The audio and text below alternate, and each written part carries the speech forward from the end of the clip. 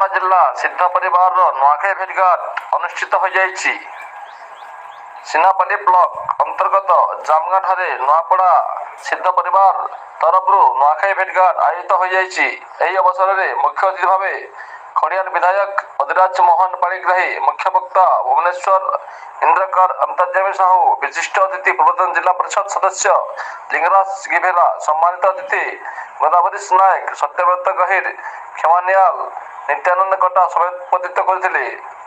ନୂଆପଡ଼ା ଜିଲ୍ଲା ସିନାପାଲି ବ୍ଲକରୁ ଚିନ୍ତାମଣି ତଙ୍କ ରିପୋର୍ଟ, ଆଞ୍ଚଳିକ ଟିଭି।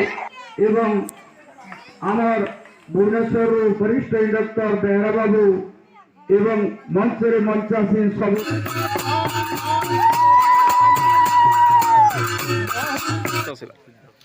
ଆଜି ଜାମଗାଁଠାରେ ଆୟୋଜନ ହେଉଥିବା ସିଦ୍ଧି ସଭାରେ ସିଦ୍ଧ ପରିବାରର ନୂଆପଡ଼ା ଜିଲ୍ଲାର ନୂଆଖାଇ ଭେଟଘାଟରେ ଆଜି ଅତିଥି ହିସାବରେ ଆସିଥିଲି।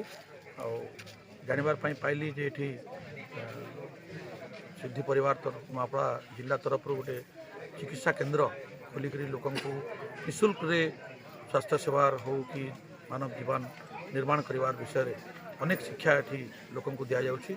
ଆଉ ଅତ୍ୟନ୍ତ ଖୁସି ଲାଗିଲା ଯେ ଆମର ଅଞ୍ଚଳର ଲୋକ, ଦୁର୍ଗମ ଅଞ୍ଚଳରେ ବହୁତ ଲୋକ ଏ ବିଷୟରେ ଜାଣିନଥିଲେ, କିନ୍ତୁ ଆଜି ଏତେ ସଂଖ୍ୟାରେ ଲୋକ ଉପସ୍ଥିତ ହୋଇକରି ଗୋଟେ ସିଦ୍ଧି ପରିବାରର ଯେଉଁ ତାର ଉଦ୍ଦେଶ୍ୟ ବିଷୟରେ ଆଜି ଜାଣିବା ପାଇଁ ପାଇଲେ।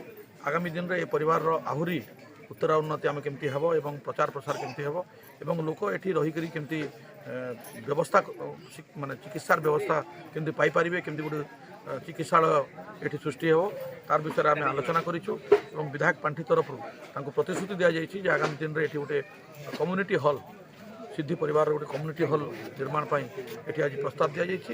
ଏବଂ ନିଶ୍ଚିତ ରୂପରେ ଆମର ଅଞ୍ଚଳ ପାଇଁ ଗୋଟେ ସୁଖର କଥା, ଗୋଟେ ଗୌରବର କଥା ଯେ ନିଃଶୁଳ୍କ ଇଏରେ ଲୋକଙ୍କୁ ଗୋଟେ ସ୍ୱହୃଦୟର ସହିତ ଗୋଟେ ପରିବାରର ଲୋକ ଚିକିତ୍ସା ଯୋଗାଇ ଦେବାର ଯେଉଁ ବ୍ୟବସ୍ଥା କରିଛନ୍ତି ତାକୁ ମୁଁ ଧନ୍ୟବାଦ ଦେଉଛି ଏବଂ ସାଧୁବାଦ।